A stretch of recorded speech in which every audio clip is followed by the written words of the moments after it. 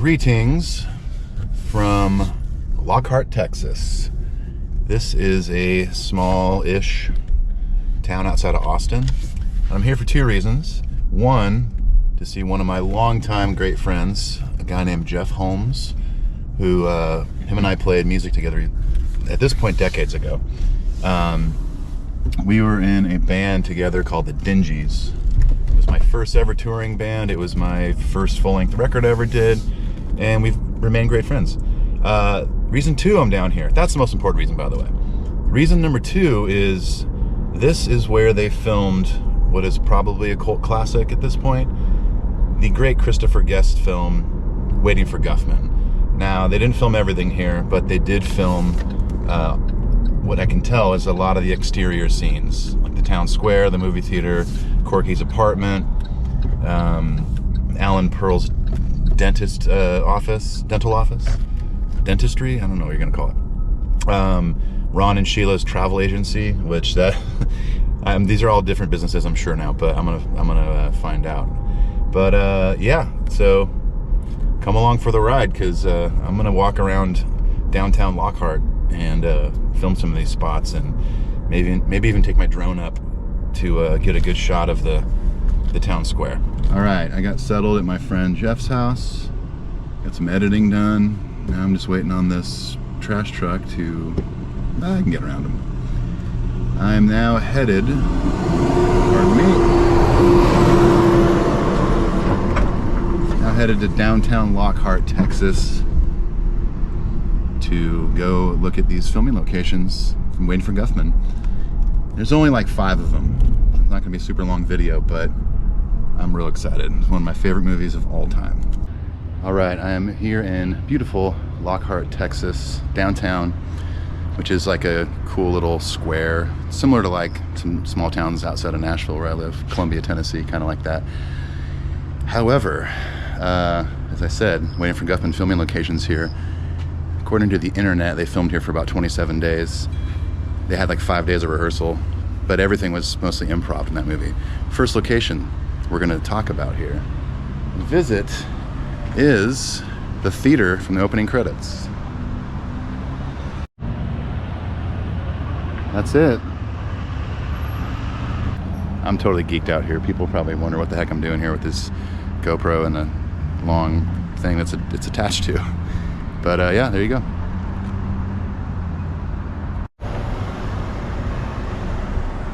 So right down the street, I didn't even realize this was filmed here too until I looked it up.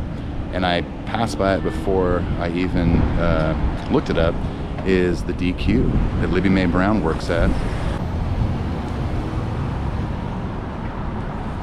I'm pretty sure right behind me is where they filmed the shot of her where when she's sitting there and she's talking about doing the cones and just drive through and get a Coke. But yeah, there's what is a Dairy Queen in the movie, but it's not a Dairy Queen now. It's a Little Charlie's Chicken.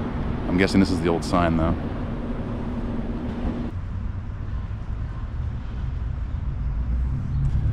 The Caldwell County Courthouse, which is also the Blaine, Missouri City Hall. So I guess technically this is, even though it wasn't filmed inside here, this is technically where Corky quits the show and goes home to bite his pillow. But this is, yeah, this is the town square, and I think in one of the opening scenes, they have all the decorations up for the Blaine, Missouri sesquicentennial celebration. So probably somewhere right around where I'm standing, I'm assuming. It looks a little different from the movie. It was 26, 27 years ago.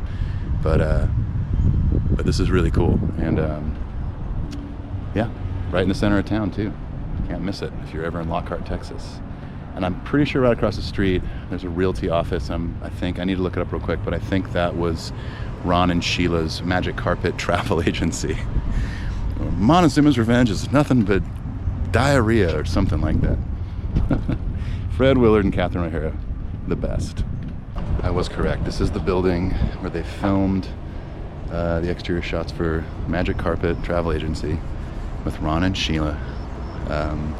It's a realty office now. I think it's been a few realty offices, because what I looked up online basically had it as a different name, but this is a place called Link Realty, right here on Market. By the way, if you haven't seen Waiting for Guffman, It's one of Christopher Guest's finest films.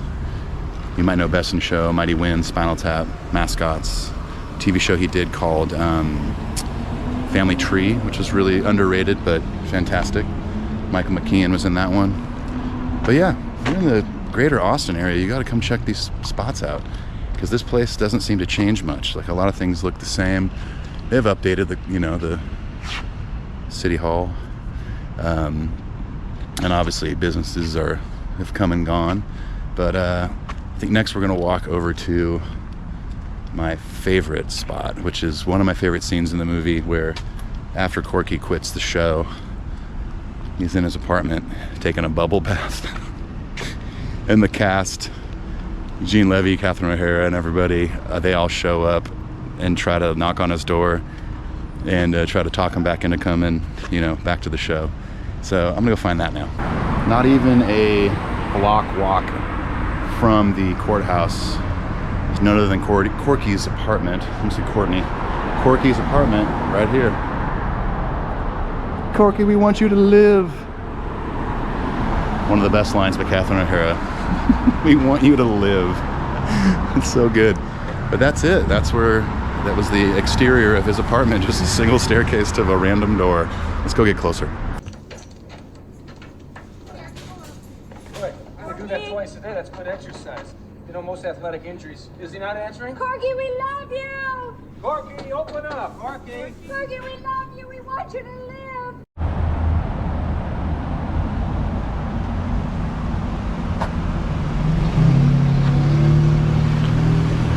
That's it, right there. No entry, obviously. I don't think Corky's home anyways. So here's something fun that I didn't even notice. So when I was pulling into downtown Lockhart, I pulled up to the theater first. As I passed by, I saw the DQ. What I didn't notice was the Lockhart Smile Center, which is an actual dental office, which is Dr. Alan Pearl's office. So there it is. Brave making pelts, whatever the line is. Happy as wigwam. But yeah, that's Dr. Alan Pearl's dentistry right there. Pretty cool. And apparently Ron and Sheila's, the exterior of their home is really close to here, so I'm gonna look that up now. So this is a quick little stop. This is obviously, you'll see here in a sec, looks like it's being rehabbed or something, but this is the site of the city museum, where the town historian talks about, the history of Blaine and its founder and what the whole play is about, essentially. But here it is.